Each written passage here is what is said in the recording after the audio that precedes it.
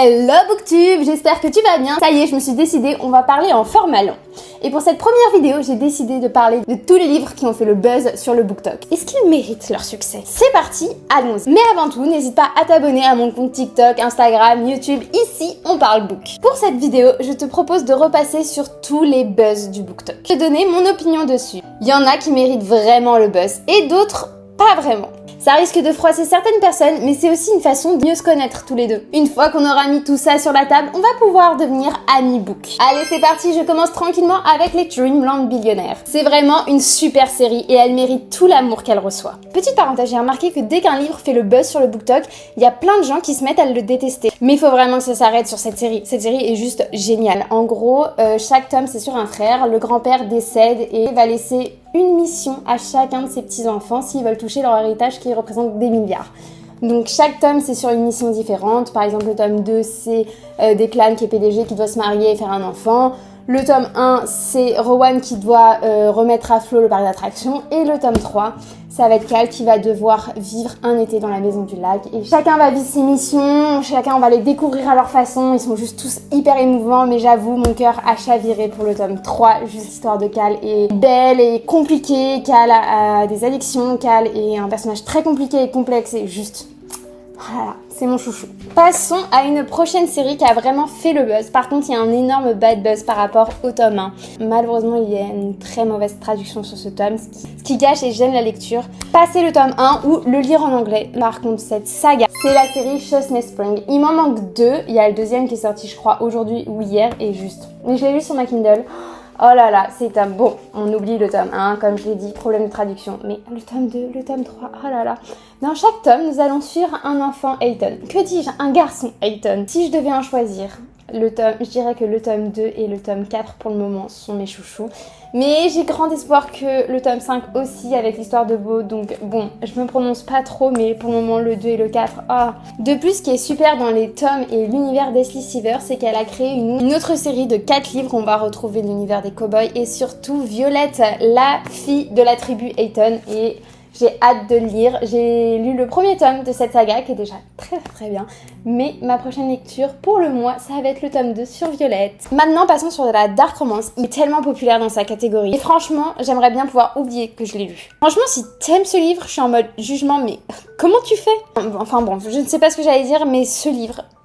1000% il mérite pas cette hype, je trouve. Si tu y penses un minimum, tu comprends qu'il est juste gênant et dérangeant. En tant qu'être humain réfléchi, je n'arrive pas à passer autre. Borderline, c'est pas ça du tout. C'est un livre gênant de dark romance et juste non, on ne fait pas ce genre de choses et... Il y a des dark romances qui sont très bien et que je peux en recommander, qui ont une hype énorme comme Lexton et il n'y a pas de souci, elle est très bien. Non, juste elle est ok, là ça va pas. Bon, avec le prochain, on change de sujet, on va sur une romance un petit peu plus légère. Je vais dire ce que j'ai à dire, mais je suis désolée. Mais Happy Place ne mérite pas du tout ce buzz. Sérieusement, pourquoi tout le monde en parle en bien ? Je l'ai lu, pour être franche, et pour moi, c'est juste une romance légère et je comprends pas du tout toute cette hype. Vraiment, pour moi, il y a juste le minimum syndical pour être une romance. Du coup, comme les gens s'emballent sur le BookTok, je veux juste comprendre pourquoi il est tant apprécié. Parce qu'il y a vraiment des gens qui disent qu'ils s'identifient au personnage d'Emily Henry. Et c'est pour ça d'ailleurs que ces livres cartonnent. Mais moi, je vois pas du tout ça. Par contre, je comprends totalement l'engouement pour Banging 13 and Keeping 13. Enfin, en gros, toute la saga Boy of Storms. Vraiment juste... Oh là là. Franchement, cette série, elle a une place particulière dans mon cœur parce que tu passes par toutes les émotions, elle est si belle. Beaucoup de gens se demandent mais pourquoi c'est des briques aussi énormes? Surtout pour une romance. Mais tu comprends vraiment seulement en lisant. Franchement, il faut juste que tu les lises et tu sauras. J'ai tellement hâte de lire la suite. Là, on a eu le droit à l'aventure entre Johnny et Shannon. La suite, c'est sur Joe et Oifé, Claire et Gypsy, et le dernier tome, c'est sur Lizzie et Hugh. Cette prochaine série, Windy City. Il en manque 2 pour qu'elle soit complète, et juste Windy City est incroyable. Chaque tome, c'est une énorme bonne de potes, et chaque tome, c'est sur un mec différent. Le premier, on va avoir l'histoire entre Xander et Stevie, donc lui, c'est un joueur de hockey, il me semble. Là, on va avoir l'histoire entre Ryan et Indy, Ryan joueur de basket. Là, on a l'aventure entre Kay et Miller, qui est baseball. Aussi un joueur de baseball, et ce sera le frère de Kay. Et le dernier tome, c'est sur un joueur de hockey. Et juste, à chaque fois que je lisais un tome, je me disais, il peut pas être encore mieux le prochain, genre c'est déjà un coup de cœur, surtout avec le tome 2. J'avoue, le tome 1, j'ai un peu moins aimé, s'il faut les classer, mais j'ai lu le tome 2, j'étais tellement à fond et tellement waouh que je l'ai relu le lendemain. Et là, je me suis dit, bah, le tome 3, go! Oh là là, mais pareil, incroyable! Donc j'ai juste tellement hâte de la suite. Vraiment, c'est un énorme coup de cœur, ça mérite toute la hype que ça a et ça mérite encore plus tellement c'est génial. On va passer sur un livre qui a eu énormément de hype. Il y a eu énormément de vidéos de TikTok de filles qui pleurent devant ce livre, etc. Je l'ai vu partout sur mon feed, j'étais obligée de l'essayer. Say You Swear.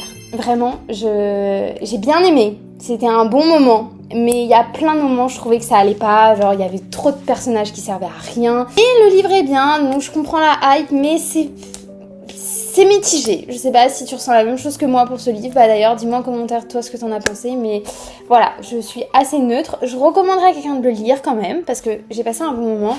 Mais il y a des chapitres, on pouvait les enlever quoi. Par contre, le prochain que j'ai lu, c'est grâce au BookTok. Enfin, comme tous d'ailleurs, mais lui... Oh, j'ai vu. J'ai entendu. Je pensais pas réagir pareil. Mais waouh, Darling Venom. Darling Venom, c'est un livre dans un livre qui parle de sujets horribles, de suicide, de deuil, de reconstruction, de deuxième chance avec l'amour, etc. Et juste... j'ai pas les mots. C'est un livre qui te déchire le cœur, qui te le reconstruit en même temps et qui te fait passer par toutes les émotions. Et il mérite cette hype. Le meilleur truc que tu puisses lire si tu veux vraiment un truc qui te chamboule de A à Z. Je t'ai déjà dit quelques petits tuyaux de quoi ça parle, mais je t'en dis pas plus. Parce que ce livre, c'est tellement plus qu'une happy end, c'est tellement une leçon de vie. Donc lis-le et pense à moi après. La série des twists. Twist Love, Twist Game, Twist Hate, Twist Lie. Alors, ça va falloir qu'on en parle. Parce que vraiment, comment vous avez pu apprécier? Je peux comprendre l'idée avec Twist Game et Twist Hate, parce que Game, bon, c'est une princesse, le bodyguard, ok, on peut s'entendre. Twist Hate, il y avait un peu plus d'histoire. J'ai bien aimé le petit fight entre les deux, j'ai bien aimé comment ça évolue, mais Love et Lie, oui, tout le monde n'aime pas Love. Et je comprends pourquoi. Tous ceux qui n'ont pas aimé le tome 1, dites-le moi aussi en commentaire, que je me sente pas seule, mais juste... il était gênant. Allez, c'est parti pour le dernier. Je pense vraiment que lui, chaque livre mérite du buzz. Car pour la petite histoire, c'est grâce à cette saga que j'ai recommencé à lire. Vraiment, ça m'a redonné envie de lire et en plus, je suis tombée avec ça dans la New Romance. Alors que dire, c'est tellement le numéro 1. La série Heartplayer. J'ai adoré les 3 tomes. S'il faut en choisir, je dirais quand même le tome 1, 3 et 2. Mais en allant plus loin, en ayant relu les livres, en comprenant la complexité du personnage de Max, j'avoue, je dirais le tome 3, le tome 1 et le tome 2. Le tome 2 est beaucoup plus sombre, beaucoup plus dur à lire. C'est moins une romance légère, donc je l'ai un peu moins apprécié parce que j'étais dans un mood où je voulais plutôt me détendre. Juste le tome 1 et le tome 3, ils sont beaucoup plus légers. Ils parlent de sujets extrêmement compliqués. Faites attention si vous lisez, surtout le tome 2 et 3.